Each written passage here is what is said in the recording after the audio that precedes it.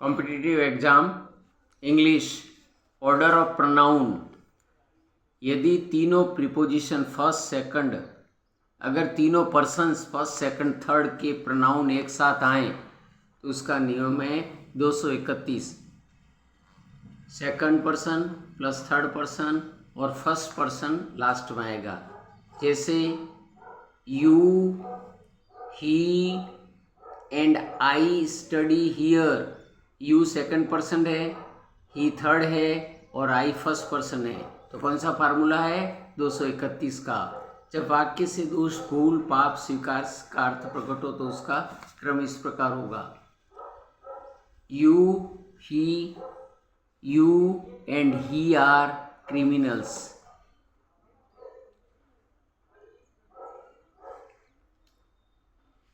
Rule number, यदि कई person एक साथ आए तो फर्स्ट पर्सन मौजूद हो तो उनका अधिक दर्शाने के लिए you and I have done, गलत है, you and I have done our work. यदि वाक्य में फर्स्ट पर्सन ना हो, केवल सेकंड थर्ड पर्सन हो, यूर और यूर सेल्स का प्रयोग होता है। You and he are doing your work. It का प्रयोग नेचुरल प्राकृतिक घटना जैसे सीजन, वेदर, समय, डे, ईयर को बताने के इट का प्रयोग हो जाता है। It is winter, it is 5 o'clock, it is raining, it was 1857।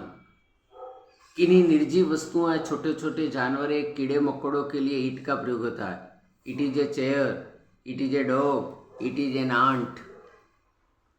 छोटे बच्चों की लिंग की जानकारी देने के लिए इट का, the baby is crying because it is hungry.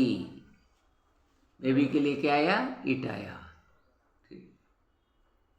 Ram is the boy who has passed, has आया। इसी प्रकार this is the pen which I bought yesterday. The boy that stole my purse was a student.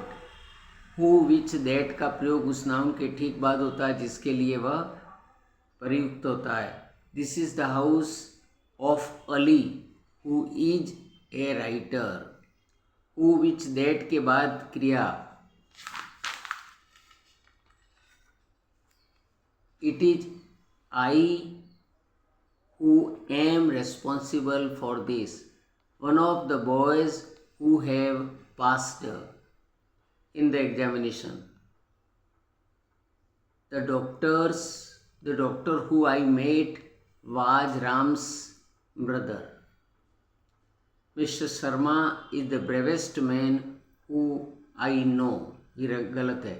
Mr. Sharma is the bravest man that I know. All the glitters is not gold. All that glitters is not gold. हर चमकने वाली चीज सोना नहीं होती। This is the same shirt that as I bought yesterday.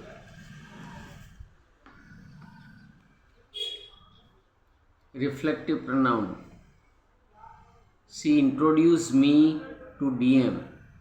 She introduced to DM, गलत है। She introduced herself to DM. Each other का प्रयोग दो व्यक्तियों वस्तुओं के लिए होता है। वन अनदर का प्रयोग दो से अधिक के लिए।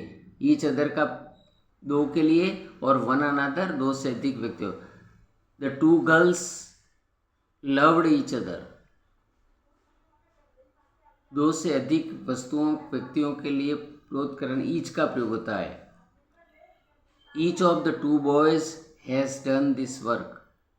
Each of the 5 boys has done this work. Either of the 2 boys has come to me. Neither of the 2 boys has helped. Any one of the 5 boys has done his work. None of the 4 boys has helped. Everybody should do his duty. क्या है? Singular. Body और one से pronoun somebody one के साथ अधिकतर सूचित there प्रयोग नहीं होता, बल्कि उनके स्थान पर हिज हर का प्रयोग होता है। Everybody should do his duty, someone has done his duty, everything has its own importance.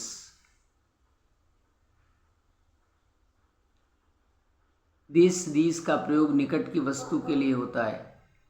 This का प्रयोग एक से अधिक के लिए किया जाता है। This is a present from my father, there are my friends. That this का प्रयोग दूर के लिए किया जाता है। इंट्रोगेटिव प्रोनाउन हु का प्रयोग व्यक्ति का पता करने के लिए जाए। Who is at the door, who teaches you English. Which का प्रयोग व्यक्ति तथा वस्तु दोनों के लिए होता है। Which of these pictures do you like, which of